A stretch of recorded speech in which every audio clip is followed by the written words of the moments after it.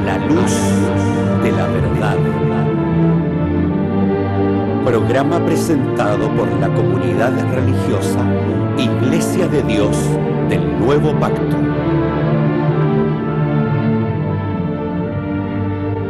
Millones de personas en el mundo piensan que la Biblia es la palabra del único y verdadero Dios. En la actualidad, este libro ha sido traducido a más de 2000 idiomas y dialectos, y se calcula que se han editado unos 6.000 millones de ejemplares. Ningún otro libro que se haya escrito ha ejercido tanta influencia en la sociedad como la Biblia.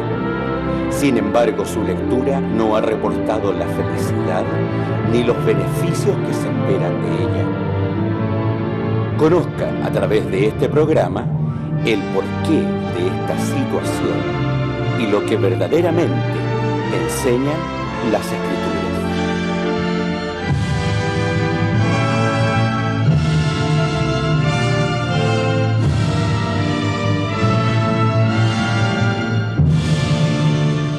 Bienvenidos, queridos amigos, queridos auditores, a la iglesia en general, a todos los que nos ven, a su programa A la Luz de la Verdad. Una nueva semana en el cual lo hemos podido reunir para poder siempre hablar de la palabra de Dios, que es tan necesaria. Le damos las gracias siempre a todos, a la iglesia y a todos los que nos ven por este tiempo, por leer nuestros documentos y también por aprender igual que nosotros de la Escritura. Sin duda, el mensaje de la palabra de Dios, la Escritura y todo lo que esto conlleva, siempre es un alimento para cada uno de nosotros cuando sin duda nos queremos presentar de una buena manera. Bueno, es importante siempre saludar y también presentar a nuestro pastor que está desde la región metropolitana, que le invitamos a que salude a todos los que nos escuchan. Pastor, que Dios lo bendiga. Bien, estimados televidentes, gracias a Dios por poder encontrarnos nuevamente y tener la oportunidad de conversar de la palabra de Dios. Hoy día tenemos un tema que yo creo que va a tener la participación de ustedes en su momento y espero que les sirva en su vida espiritual, ¿no es cierto? Y como siempre, ofrecemos la oportunidad de escucharles a ustedes, que es nuestra intención. Que el Señor de paz les bendiga y que sea una tarde provechosa para ustedes. Amén. Y bueno, www.idnp.cl es nuestra dirección. Ahí está todos los documentos, la historia, principalmente de la Escritura y todo lo que la Iglesia por doctrina, por supuesto, tiene. Y también nos puede escribir al iglesiasiglo21@gmail.com. Ahí está nuestro correo electrónico. Cualquier duda, consulta, sugerencia de tema, visitas ministeriales, todo lo puede sugerir y todo lo puede solicitar a través del correo. Así que vamos a estar siempre prestos para que ustedes puedan hacernos todas las sugerencias que ustedes quieran o, como lo dije anteriormente, algún mensaje de su palabra. Vamos a ir, antes de comenzar, vamos a ir a una pausa musical en este que es su programa A la Luz de la Verdad.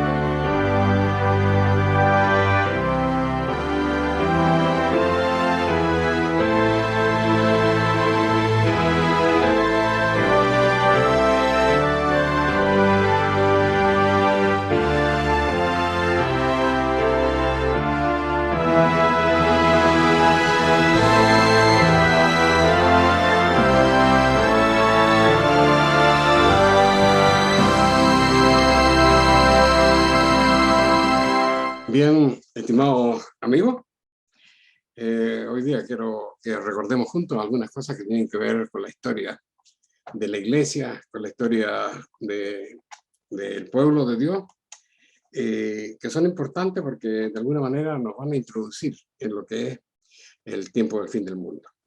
Eh, Aproximadamente a mediados del siglo VI antes de Cristo, surgió la necesidad del segundo templo. Habían terminado los 70 años de cautiverio y Dios consideró que era el momento, ¿no es cierto?, de iniciar nuevamente los trabajos para el segundo templo.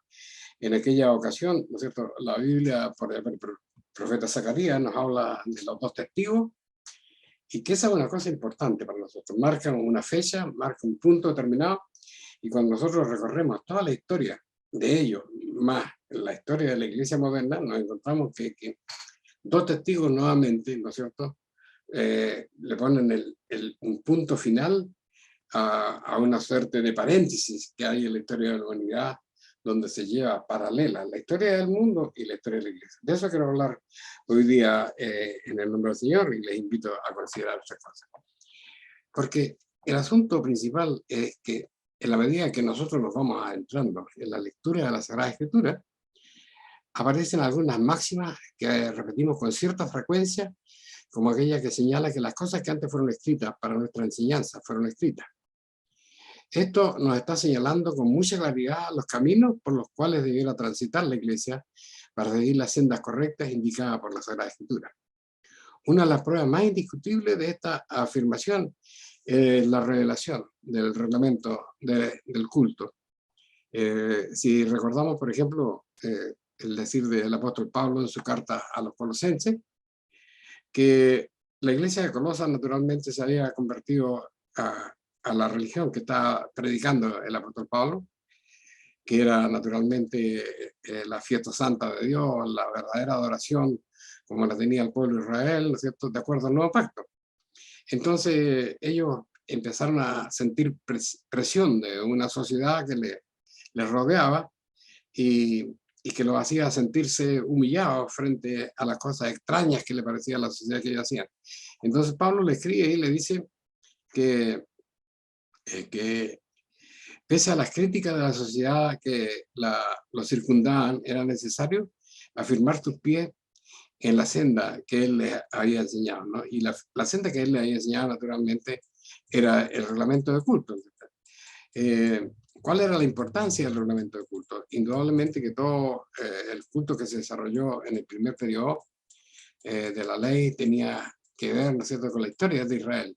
Pero la venida de nuestro Señor Jesucristo, el sábado seguía presente, la Santa Fiesta Solemne, la Pascua, y todas esas cosas, porque tenía la virtud de llevarlo, ¿no es cierto?, a cosas que nos van a pasar en el futuro. Entonces, por esto mismo, cuando llegamos a la escritura griega particularmente, dentro de las mismas llegamos a la Apocalipsis, nos encontramos con un laberinto intrincado de revelaciones con las que de alguna manera Dios prefiguró en los hechos registrados en el Antiguo Testamento las cosas que vendrían en el futuro. Podemos probar estos conceptos mencionados con los escritos del profeta Zacarías, por ejemplo, que recibió sus revelaciones poco más de 6 siglos antes del apóstol Juan y ejerció su ministerio cuando, habiendo caído el imperio babilónico a manos de los medos persas, Ciro el Grande, el rey persa que había sido profetizado en la Sagrada Escritura, guiado por Dios, liberó a los esclavos judíos en el primer lugar. Y en segundo lugar declaró a todas las personas que todas las personas tenían derecho a escoger su propia religión y estableció la igualdad racial. Esto aproximadamente en el año 539 a.C. Poco después, tal como aparece en los libros de Crónica, en la segunda Crónica, capítulo 36, o en el primer capítulo del libro de Edra, Ciro decretó en su imperio que todo cautivo judío en Babilonia que tuviera el deseo de retornar a Jerusalén para reconstruir el templo podía hacerlo. El sacerdote de Edra relata en su libro este acontecimiento en el capítulo 1, verso 1 adelante. Dice de la siguiente manera: en el primer año de Darío, rey de Persia, para que se cumpliesen las palabras de Jehová por boca de Jeremías, excitó Jehová el espíritu del rey Ciro de Persia, el cual hizo pasar pregón por todo su reino y también por escrito, diciendo: así ha dicho el rey de Persia: Jehová Dios de los cielos me ha dado todos los reinos de la tierra y me ha mandado que le edifique una casa en Jerusalén, que está en Judá. ¿Quién hay de entre vosotros, de todo este pueblo? Sea Dios con él, y suba a Jerusalén, que está en Judá, y edifique la casa de Jehová, el Dios de Israel. Él es Dios, el cual está en Jerusalén. A raíz de este decreto, se organizó desde Babilonia el primer retorno a la tierra de Israel, con el propósito claro de reconstruir Jerusalén y el templo. Entonces, cercanos a 50.000 judíos aproximadamente vieron cumplido su sueño cuando emprendieron el retorno a la ciudad amada. Tras 70 años de cautiverio, los judíos debían haber aprendido de la nación y haber llegado a la hora de su restauración. Ellos la esperaban porque habían leído los escritos de Jeremías, indudablemente, para continuar la ruta propuesta por Dios en su pacto con Abraham respecto a la simiente que sería Jesús Salvador. O sea, ellos sabían, entendían esto. Y está escrito en la Biblia que Jerusalén, Israel iba a ser restaurado, ¿no es cierto? Y que de la simiente de David iba a nacer la simiente que iba a abrirle las puertas a toda la humanidad. Entonces, sabían que algo tenía que pasar. Y ahora se encontraban con lo que pasó. Ellos eran el pueblo privilegiado y tenían que volver a Jerusalén. Y volvieron a Jerusalén, se prepararon sus casas, su vida, se arregló, se acostumbraron. Llegaron con todo el brío de construir el templo tal como Dios se lo había dicho, pero aquí empezó vamos a decir, empezó la enemistad con ellos, cuando los samaritanos se ofrecieron para ayudarle en la construcción del templo, en la construcción de los muros de Jerusalén, y indudablemente ellos... Zorobabel en ese tiempo, que era descendiente de David y líder político elegido por Dios, más Josué, el sumo sacerdote, eran los dos testigos que podríamos leer, que deberíamos después leer en el libro de Isaías, ¿no es cierto?, en la gran comisión de restaurar el templo. Y la ciudad, además de la dirección, poder contar con la dirección de los profetas Ageo, Zacarías y Malaquías. Al enterarse de este propósito, tal como lo habíamos dicho, los samaritanos hicieron una propuesta de colaboración en los trabajos. Mas Zorobabel, con el consejo de los ancianos, declinaron la oferta, ya que entendían que solo los judíos debían construir el templo sin ayuda externa. Como consecuencia de esto, informes malintencionados de los samaritanos fueron difundidos acerca de los judíos, con lo que esto buscaba frustrar el propósito, y enviaron, ¿no es cierto?, mensaje a Susa, que era la capital en ese tiempo, ya habiendo muerto Ciro el Grande. Entonces se relentó, se atrasó, se suspendió, ¿no es cierto?, como usted lo puede leer en el libro de Edra, la construcción. 7 años después del decreto de Ciro el Grande, quien había permitido y ordenado la reconstrucción del templo, murió este, y fue sucedido primero por su hijo Cambises, luego por Esmerdis, que ocupó el trono por cerca de algunos meses, en el segundo año de su tornado. Y por último, ¿no es cierto?, ascendió en el año 521 a.C. Darío de Persia. En el segundo año de su reinado, se volvieron a retomar los trabajos de la reconstrucción del templo y su finalización. Ello se desarrolló a partir del estímulo de los consejos y las premoniciones de los profetas Ageo, Zacarías especialmente. En el año 516 a.C., 20 años después del retorno del cautiverio en Mesopotamia, el templo estaba listo para su consagración. En el libro de Edra, en el capítulo 6, el templo fue terminado por completo el tercer día. Nos señalan que el templo fue terminado por completo el tercer día del mes de Adar, que es el último mes del año, en el 6º año del reinado de Darío I, el rey persa, que finalmente, ¿no es cierto?, apoyó la causa de los judíos.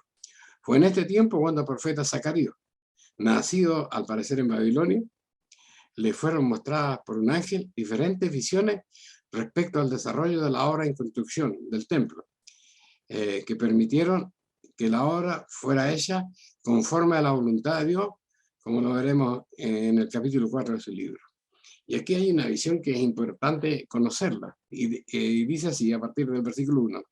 Dice, y el ángel que hablaba conmigo me despertó como un hombre que es despertado de su sueño, y me dice, ¿qué ves? Y en ese minuto, ¿no es cierto?, estaba Zacarías viendo una visión, y el ángel lo sabía. Entonces Zacarías responde, he mirado y aquí un candelero de oro con su vaso sobre su cabeza y sus 7 lámparas encima del candelero, y 7 canales para las lámparas que estaban encima de él, y sobre él 2 olivas, una a la derecha del vaso y otra a la izquierda del vaso. Proseguí y hablé con aquel ángel que hablaba conmigo diciendo, ¿qué es esto, Señor mío? Preguntaba, ¿no es cierto?, el profeta en ese momento. Entonces el ángel que hablaba con el profeta le respondió, ¿no sabes qué es esto? Y le dije, no, Señor mío. Entonces me respondió diciendo, esta es palabra de Jehová a Zorobabel, que dice, no con ejército, ni con fuerza, sino con mi espíritu, ha dicho Jehová de los ejércitos.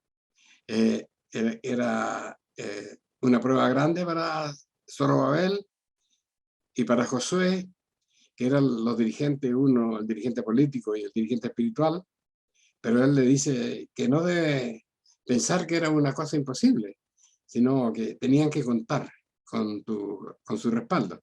Entonces dice,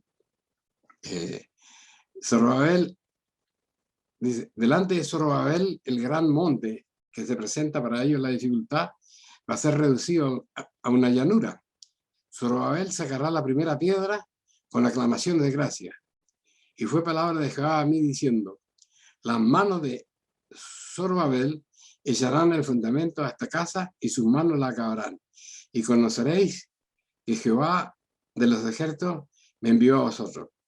Hablé más y díjele, ¿qué significan estas 2 olivas? Una a la derecha y la otra a la izquierda del candelero.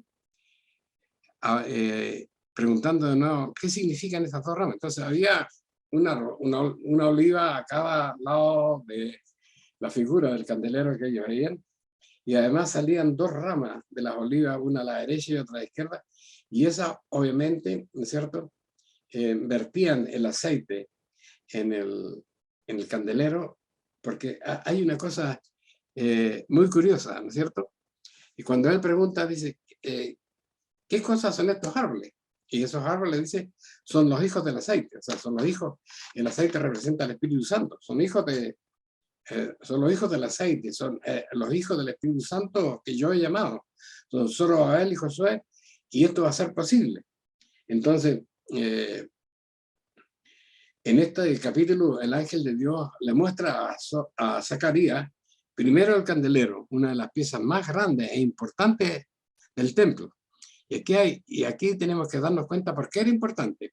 El templo era una tremenda estructura, pero no tuvo nunca ventanas, y tampoco la tuvo el tabernáculo en el desierto, ni el templo que fue destruido por los babilonios, ni este que se iba a construir al regreso del exilio. Tampoco lo tendría. Allí radica la importancia del candelabro.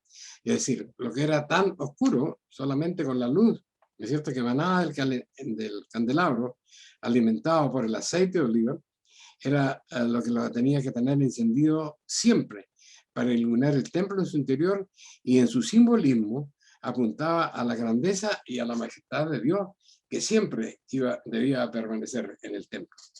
Las 2 olivas, en este caso, ¿no es cierto?, tenían un doble simbolismo. Primero, la importancia de su fruto, ¿no es cierto?, de donde provenía el aceite. Y luego el aceite, que era el Espíritu Santo, imprescindible para la luz del candelabro, que debía guiar, ¿no es cierto?, tanto a Zorobabel como a Josué, que era sumo pontífice, y como también a los intermediarios que iban a hacer en este caso Zacarías, Ageo y todos los que vinieron en la ayuda del templo, ¿no? Bien, dice, el ángel respondió a la pregunta de Zacarías, ¿no sabes qué es esto? refiriéndose a Zorobabel y a Josué, que era representado por esas dos ramas que salían de la oliva. Dice, ¿no sabes qué es esto? Y dije, no, señor mío. Y él dijo, estos son los hijos del aceite, que están siempre delante del Señor en toda la tierra. Entonces, nosotros estimamos como iglesia que esta es una figura especial creada por Dios. ¿No es cierto? Siempre hubieron dos, a través de toda la historia de la nación de Israel, hubieron dos personas importantes, ¿no es cierto?, que fueron considerados como testigos, como lo fue, por ejemplo, Moisés y Aarón, ¿no es cierto? Y así podemos acordarnos, por ejemplo, cuando Jesús envía a sus discípulos, los envía de dos en dos. Y ellos mismos, Jesús y sus discípulos, era también un centro de iluminación. Jesús en primer lugar y Juan, que fue siempre su mano derecha, ¿no es cierto? Entonces, eso era lo que significaba, en este caso, la visión que había visto el profeta Zacarías. Las dos ramas que alimentaban con el aceite del Espíritu Santo al candelero para que nunca se apagara, ¿no es cierto? En este caso iban a ser Zorobabel y naturalmente el Josué, que era el gran obispo para la casa de Dios. En esta ocasión, estos dos hijos de Dios, por medio del Espíritu Santo, fueron, según nos podemos dar cuenta, por el relato bíblico, Zorobabel en la logística de la obra y Josué, el sumo sacerdote, en el control espiritual del proceso de la edificación. Sin embargo, aun contando con toda la voluntad de Dios, este proyecto no fue fácil de realizar para los judíos que habían vuelto de Babilonia cuando comenzaron la planificación de sus trabajos. Los samaritanos que se vieron rechazados se preocuparon, ¿no es cierto?, de crear todo el tipo de problemas para que nunca pudiera ser reconstruido este templo. Sin embargo, su propósito se pudo finalmente llevar a cargo por estos dos testigos de Dios, Zorobabel y Josué. Estos son los primer caso de testigos que aparecen identificados como tales, porque si bien es cierto, hubieron muchas parejas de siervos de Dios que trabajaron en la obra de Dios, solamente Zorobabel primero y Josué fueron. Y acá, en el final del tiempo, también Dios nos presenta en el libro de Apocalipsis, Dios nos presenta dos testigos, que en la sociedad religiosa común que lee la Biblia, algunos han dicho que los dos testigos son el Antiguo Testamento y el Nuevo Testamento, otro que es Elías, otro que es Moisés y Aarón, en fin, y que ellos van a ser resucitados y van a estar en el tiempo del fin, pero la palabra no nos dice absolutamente nada de esto, sino que la Biblia nos dice de dos testigos. Acá en el Antiguo Testamento, ¿no es cierto?, se habla de Zorobabel y se habla de Josué. En el Nuevo Testamento no se habla de nombres, no se habla de personas, ¿no es cierto?, solamente ellos van a tener, ¿no es cierto?, van a ser hijos del aceite, es decir, van a ser hijos espirituales de Dios, que van a tener también la condición de morir y de resucitar, ¿no es cierto?, antes de terminar la obra que Dios tiene para ellos y que tiene para nosotros, porque esto tiene que ver con la historia del fin del tiempo. Por eso que ahora vamos a tratar de unir, ¿no es cierto?, el tiempo de estos dos testigos para darnos cuenta cómo puede ser para nosotros claro el libro de Apocalipsis si meditamos cómo fue la historia que transcurrió entre los dos testigos de la predicación de Zacarías hasta los dos testigos de la predicación de Juan. Pasados 7 años del edicto de Ciro el Grande, el rey Ciro muere, subiendo a su trono, ¿no es cierto?, su hijo. Después, un falso hijo de Dios, un impostor, ocupó el trono durante aproximadamente 7 o 8 meses, y luego llegó Darío I de Persia, que se convirtió en el nuevo rey persa. Al segundo año de su reinado, la obra de la construcción del templo fue reanudada hasta su fin, bajo el estímulo de los serios consejos y las advertencias de los profetas Ageo y Zacarías, para estar lista para el día de la consagración en la primavera del año 516. O sea, el edicto fue el año 536. Y 20 años después, en el año 516, recién, ¿no es cierto?, se puede cumplir el propósito de Dios. el templo se completó en el mes de Adar, en el 6º año del reinado de Darío, en medio de grandes regocijos del pueblo. Las palabras con que el profeta Zacarías, inspirado de Dios, se refirió a la misión de Zorobabel en la construcción del templo deben ser otra máxima para nuestras propias vidas religiosas. Cuando él dijo que no tenían que preocuparse con qué iban a hacer la gran obra que Dios le había puesto por delante, sino, dice, solamente contar con el Espíritu de Dios, de los ejércitos, era la única forma que nosotros podemos lograr las metas espirituales que Dios quiere de nosotros. A todos los que Dios nos ha llamado, ¿no es cierto? Les pone nos sirve esa misma conversación respecto a que solamente con el Espíritu de Dios nosotros vamos a lograr, como la Iglesia de Dios, ¿no es cierto?, llegar a ese encuentro final que está escrito ya en el capítulo 7 del libro de Apocalipsis, cuando Dios restaura a Israel, lo reconoce como su pueblo, y esa gran multitud que somos todos los cristianos que hemos abrazado el nuevo pacto, ¿no es cierto?, y estamos cumpliendo cada día las tareas de Dios. De aquí la importancia de comprender una fórmula que Dios ha usado durante la historia y su relación con la humanidad, específicamente con su pueblo, para asegurar la eficiencia en la tarea entregada en algunas oportunidades. El Espíritu Santo a ciertas personas, él lo considera oportuno debido a la magnitud del momento histórico. Esto se desprende, ¿no es cierto?, de las dos últimas preguntas que el profeta Zacarías hace al ángel tutor en esta situación. En los últimos versículos del capítulo 4 dice de su libro, ¿qué significan estas dos olivas? Una a la derecha y otra a la izquierda. Ahora podemos entender que esta figura simboliza la provisión del Espíritu Santo en un momento singular del pueblo de Dios. Pero ¿cómo llegaba a la provisión del Espíritu Santo? Llegaba de acuerdo a estos dos dirigentes que Dios ha elegido siempre para que de dos en dos, ¿no es cierto?, pueda contar con toda la verdad de Dios. Siempre nosotros lo vamos a ver que ese es un principio, estimados hermanos, establecido en el Nuevo Testamento, en el Antiguo Testamento y en el Nuevo Testamento, nuestro propio Señor Jesucristo dijo una vez eso, que por la boca de 2 o 3 testigos, dice, cuenta toda la verdad. Entonces, es importante que nosotros entendamos esto. Las dos ramas de oliva, que por medio de 2 tubos vertían el aceite, en el candelabro, naturalmente en esta ocasión, esas dos ramas proveían de aceite, representaban a Zorobabel y representaban a Yeshua. O sea, ellos tenían el Espíritu Santo. Ellos eran los dos árboles que se ven allá en los 2 olivos que se presentan en el libro de Zacarías, y eran a su vez los que tenían el Espíritu Santo que le iban a influir, ¿no es cierto?, a la luminosidad del templo, porque eso era importante, que el templo siempre contara con la luz del Espíritu Santo, que era en ese caso el candelero. Para poder comprender mejor la función de los 2 testigos en el plan de Dios, en el plan de Dios, desde Zorobabel a los testigos que dio Juan, ¿no es cierto?, será necesario recorrer la historia de la forma como Dios ha tratado de enmendar el rumbo de la humanidad, desde el capítulo 6 del libro de Apocalipsis, donde encontramos la profecía de los 7 sellos, a partir del versículo 14, dice lo siguiente.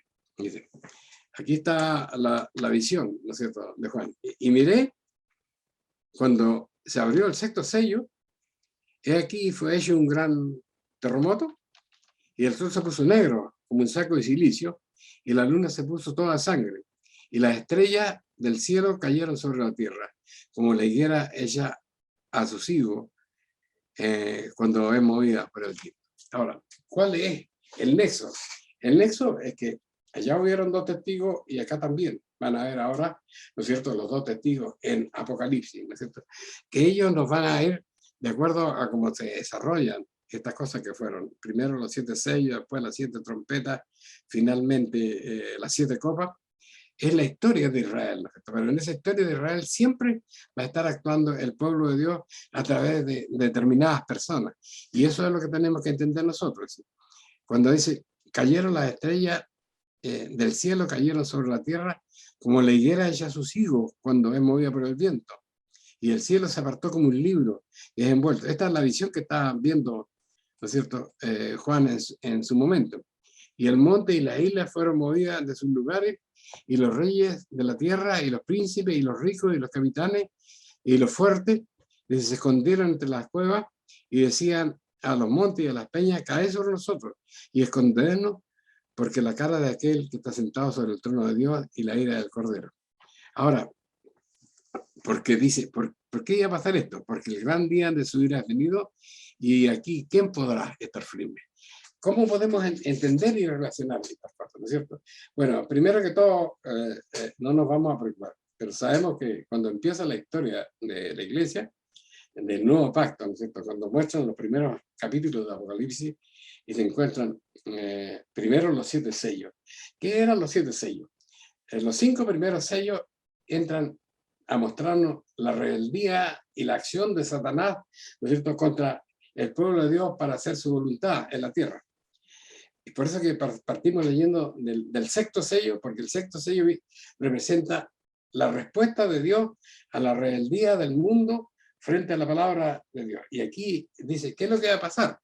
Cuando llega este momento, ¿no es cierto?, que ya está por llegar, creo yo, fácilmente, ¿no es cierto?, dice que los dirigentes del mundo en general sintieron un gran terror, porque esta es una revelación, esto es una visión, dice, sintieron un gran terror porque sabían que ya había llegado la hora de que nuestro Señor Jesucristo empezara a tomar posesión. En algún momento la humanidad se va a tener que dar cuenta, ¿no es cierto?, que estas cosas que estamos pasando ahora, ¿no es cierto?, no son por nada, sino que estamos viviendo los tiempos difíciles y estamos comenzando a vivir, ¿no es cierto?, el tiempo de la gran tribulación. Está profetizado en la Sagrada Escritura que a la mitad del tiempo de la gran tribulación, ¿no es cierto?, que son la gran tribulación ocupa 7 años. A los 3 años y medio van a aparecer los 2 testigos del Apocalipsis. Y ahí va a cambiar toda la historia, porque ahí Dios va a empezar a poner orden en la tierra. La gente cree que viene Jesucristo y algunos se van para el cielo y se vuelven a reír y se acaban. No es así, estimado. Nosotros tenemos que entender la historia de la Biblia, que va a ser la historia de la humanidad en el tiempo del fin, así como está escrito a través de este último libro. A pesar de esta dura advertencia para la humanidad en general, con que concluye el capítulo 6, la caída de la humanidad siguió inexorablemente a su rumbo de perdición. El siguiente capítulo, el capítulo 7, dice, en los versículos 1 y 2, nos muestra que antes que comience a ser efectivas las sentencias anunciadas para este tiempo, Dios ordena detener la acción de los 4 ángeles que habían recibido autoridad para hacer daño a la tierra, al mar, a los árboles, hasta que sean señalados los siervos de Dios en su frente.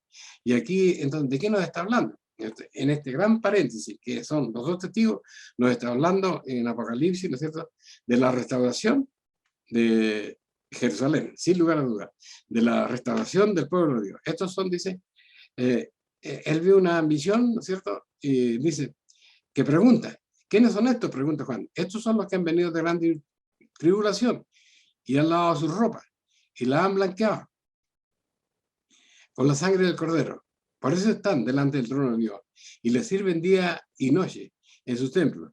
Y el que está sentado en el trono tenderá sobre ellos pabellón. No tendrán más hambre ni sed, y ni el sol caerá sobre ellos, ni ningún otro calor. Estas cosas que están diciendo, estas son las cosas que apenas estamos viendo a pasar nosotros, ¿cierto? Porque el candelero que está en medio del trono, dice, los pastoreará. Y el candelero que está en medio del trono, indudablemente, que representa el Espíritu Santo de Dios, ¿no es cierto? Y Dios, dice, limpiará las lágrimas de sus ojos de ellos.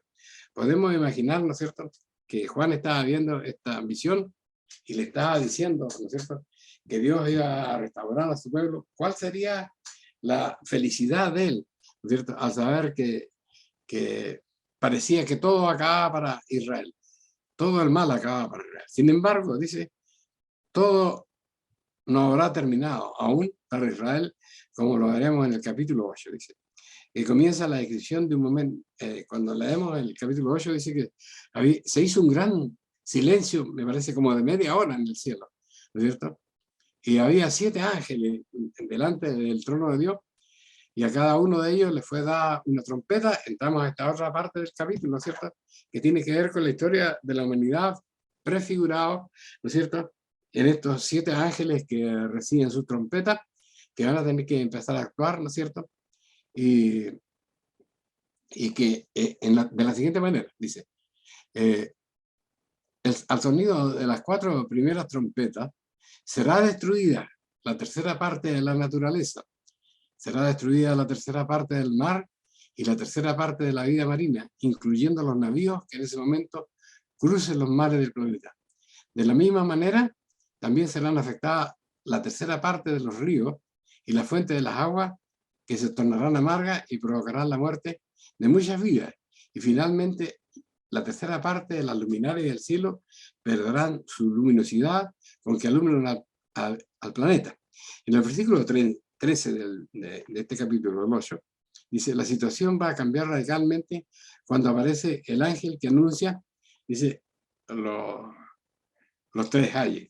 Ya pasaron las 4 trompetas, ahora la quinta trompeta, un ay, la sexta y la séptima. Ay, en realidad, tal como está escrito la palabra en hebreo, significa lamento. Está escrito, perdón, en griego. Significan los 3 lamentos. ¿Lamentos de quién? Los lamentos de la humanidad. ¿Por qué razón? Por las cosas que significan cada uno de esos lamentos. Dice. El capítulo 9, por ejemplo, dice, comienza con la presencia del quinto ángel que hace sonar su trompeta y provocará, dice, la apertura del gran pozo del abismo. Ese es el primer ahí. ¿Qué significa? Cuando ustedes leen, por ejemplo, en el capítulo 9 del pozo del abismo, es un pozo que se abre y empiezan a salir una serie de figuras, ¿no es cierto?, de insectos, podríamos decir, que van a herir a toda la tierra. Y nosotros comprendemos que indudablemente va a ser un gran ejército. Aquí salen insectos, pero pueden ser también, estimados hermanos, que sean espíritus malignos o que esté identificando realmente aquel gran ejército que va a tener la bestia del capítulo 13 de Apocalipsis, que a esa altura de los tiempos del relato profético deberá estar en acción. O sea, va a llegar un momento en que la humanidad va a estar dividida. Nosotros ya leímos en el capítulo 13 del libro de Apocalipsis. Ese material también está en la página, pueden leerlo para que se pueda entender mejor esto. Esa gran comunidad que está escrita ahí en el capítulo 3, es una comunidad maligna, ¿no es cierto?, que son la bestia, las 2 bestias, ¿no es cierto?, la bestia primera y la otra bestia que tenía la figura de un cordero, ¿no es cierto?, indudablemente que van a tener el poder del mundo en sus manos, ¿no es cierto? Ese es el momento en que el mundo dividido estará entonces. Entonces las armas que se van a ver o que identifican a este soplo, a este pozo de oscuridad, ¿no es cierto? Las armas que van a ver, dice, van a parecer la solución de todos los problemas de la sociedad. Si bien es cierto, un ejército de la Unión Europea no es tan difícil que ya exista, aunque los avances hechos aparentemente en la política europea de defensa y seguridad, siga sin existir una fuerza militar apoyada y financiada por todos los Estados miembros de la Unión Europea. ¿Por qué hablamos de la Unión Europea? Bueno, en la lectura de esos temas que están en la página web ya, ¿no es cierto?, nosotros nos damos cuenta que el gran poder que va a aparecer en el capítulo 13 de Apocalipsis representa, ¿no es cierto?, la Unión Europea, que va a tomar fuerza sobre todo el mundo para dominarlo y para erigirlo, ¿no es cierto?, apoyada por la Iglesia Católica Apostólica Romana, primero, y después por una iglesia cristiana mundial, ¿no es cierto?, que va a estar bajo la tutela, por supuesto, de la Iglesia Católica Universal. Entonces, toda esta situación, ¿no es cierto?, nos va a llevar a un mundo de confusión que no se va a poder controlar en un momento determinado, ¿no es cierto? Y por eso va a ser necesaria la presencia de un ejército para que se pueda dominar todo tipo de levantamiento que pueda suceder en el mundo. Pero dice la palabra. Luego viene el segundo ay, cuando el sexto ángel toma la trompeta y dice y desata, dice, los 4 ángeles que están atados en el gran río Éufrates. Y fueron desatados los 4 ángeles que estaban aparejados para el día, la hora, el mes y el año, para matar a la tercera parte de la humanidad. Y el número del ejército de caballos era 200 millones. Nosotros eso lo podemos identificar fácilmente, ¿no es cierto? Cuando leemos esos artículos que ya aparecieron, yo creo que algunos de ustedes lo pueden haber leído, pero tiene que ver con cuando en el capítulo 38 y 39 del libro de Ezequiel, ¿no es cierto?, nos habla de ese ejército de 200 millones de personas que se van a levantar en un momento, ¿no es cierto? Esta declaración que nos muestra un segundo ejército se moverá al lugar que Dios le tiene previsto hoy. Por cierto, nadie puede extrañarse de los anuncios de la profecía bíblica, pues ya existe información que rusos y chinos tienen un frente común, y en la actualidad el ejército chino solamente, para mostrar un ejemplo, fácilmente podría alcanzar 4 millones de soldados, considerado el contingente actual que alcanza 2.200.000 efectivos, más la reserva que es 1.400.000 efectivos, ¿no es cierto? Entre tanto, Rusia, que también va a ser parte de ese conglomerado, aporta un ejército efectivo de 1.050.000 personas. En la actualidad, una descripción más amplia de su identidad la podemos leer en el capítulo 38 del libro de Ezequiel, donde aparece su primer derrotero. Las cifras que he marcado ahora, ¿no es cierto?, las sacamos de Wikipedia, y ahí sale cómo están concentradas las fuerzas militares del mundo entero. Así entramos entonces al capítulo 10 de Apocalipsis, y creo que hasta aquí vamos a llegar. Vamos a ver esta parte. Dice el capítulo 2, y podremos conocer una nueva revelación de Dios. El apóstol Juan, sobre el fin inminente de la maldad y las oportunidades que se presentan para la humanidad con el retorno de nuestro Señor Jesús a la tierra, para establecer su reino, el apóstol Juan se da cuenta de que esto no va a poder hacer. Y en el capítulo 10 lo mostramos en una escena bastante singular, ¿no es cierto?, cuando él, acompañado de un ángel, ve un ángel que viene a donde él, dice, y ese ángel tenía la particularidad de tener un librito en su mano, dice.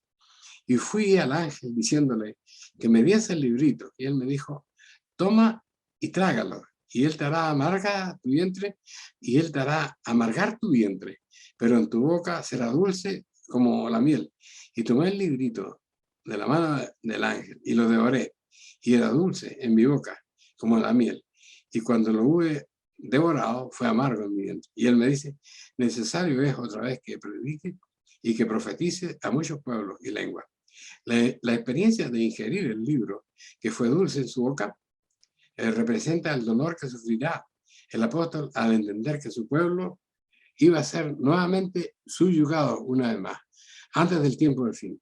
Entonces ordena el apóstol en el capítulo 11, el capítulo 11, recibe la orden del apóstol de medir el templo y los que adoraban, y le declararía la forma que finalmente llegaría el momento de una nueva invasión a Israel.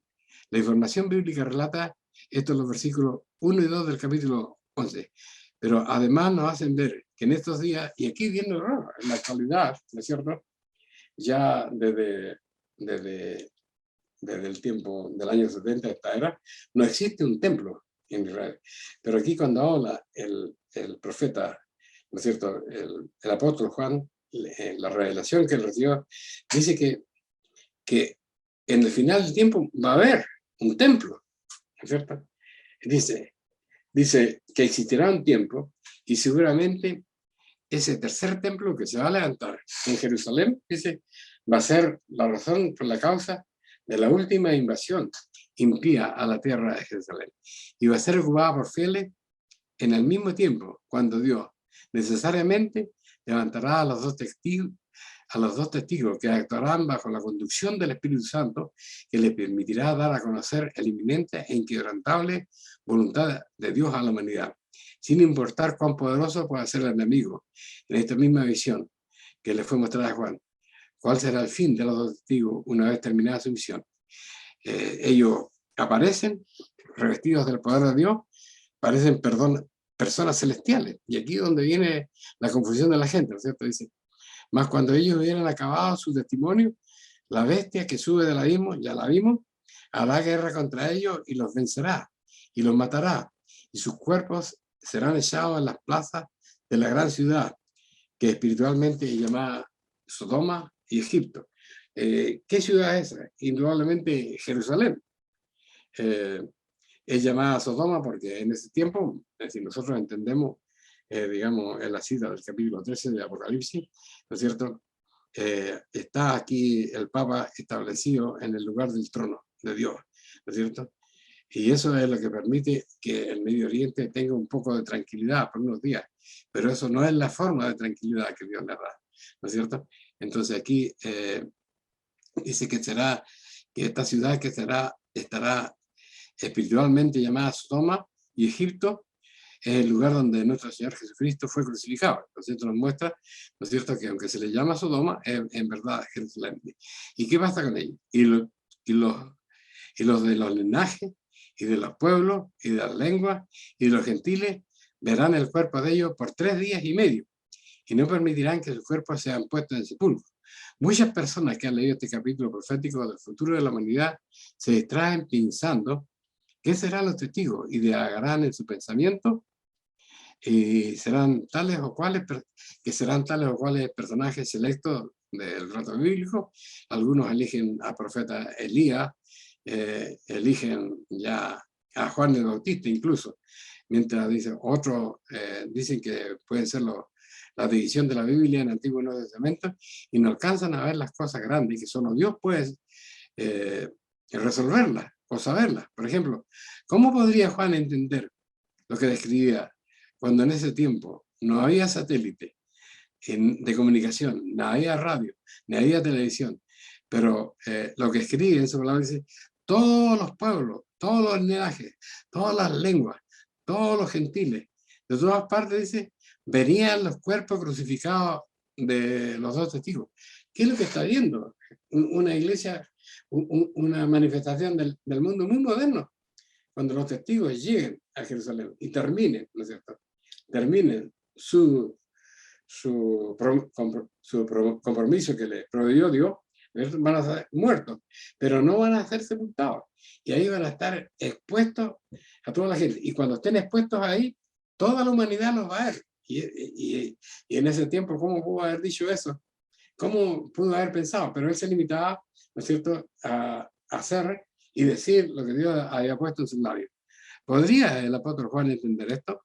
El relato sobre los 2 testigos continúa de la siguiente manera.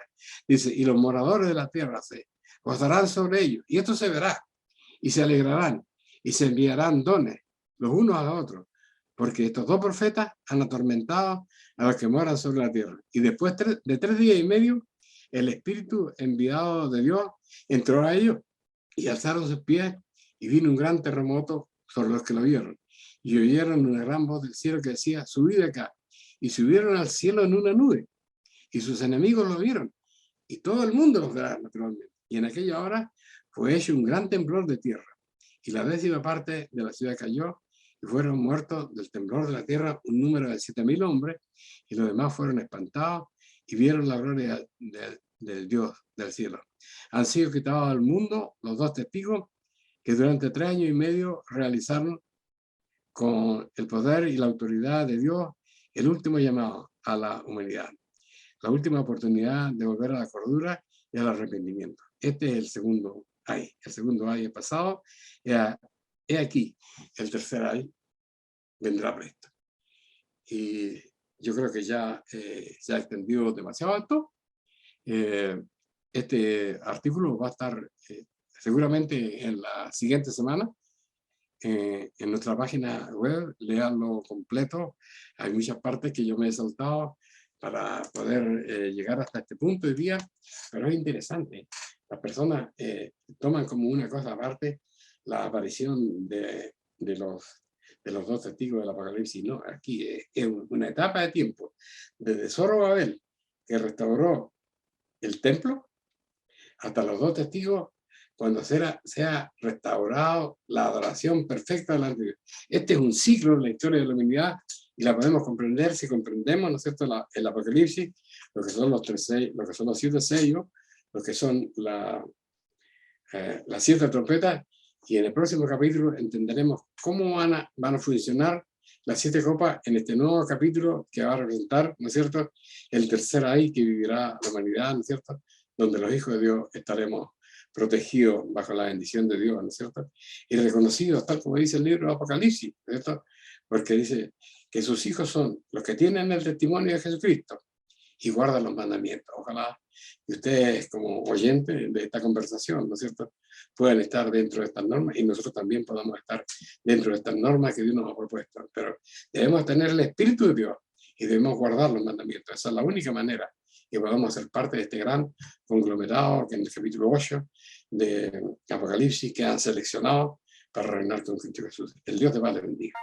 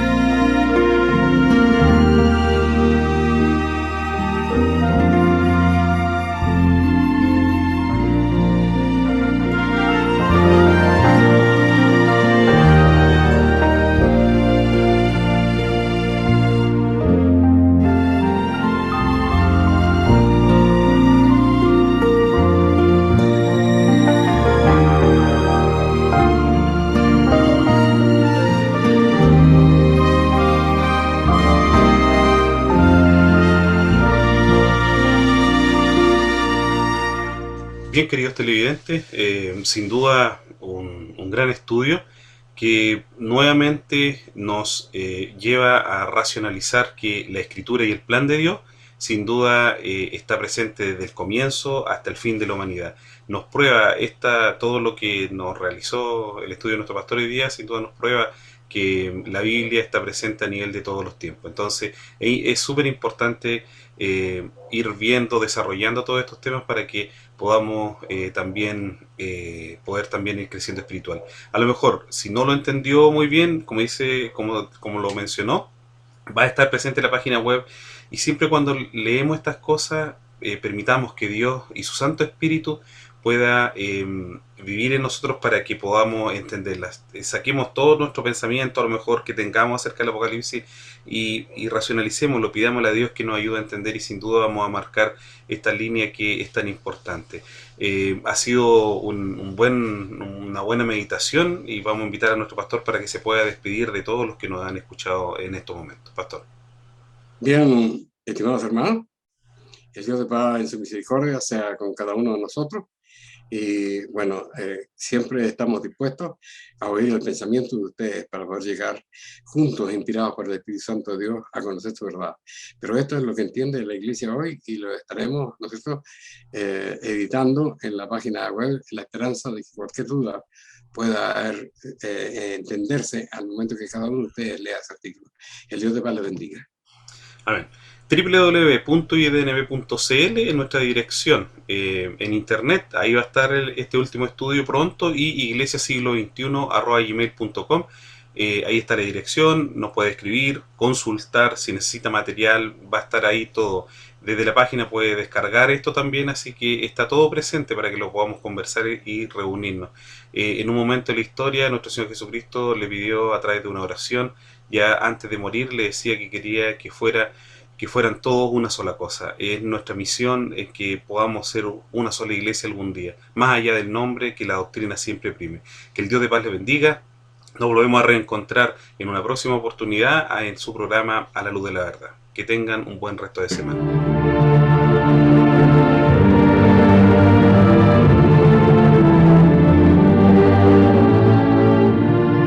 Si le ha interesado lo que hemos expuesto, le invitamos a escribirnos al correo electrónico iglesiasiglo21@gmail.com y a sintonizarnos en esta emisora la próxima semana en el mismo horario.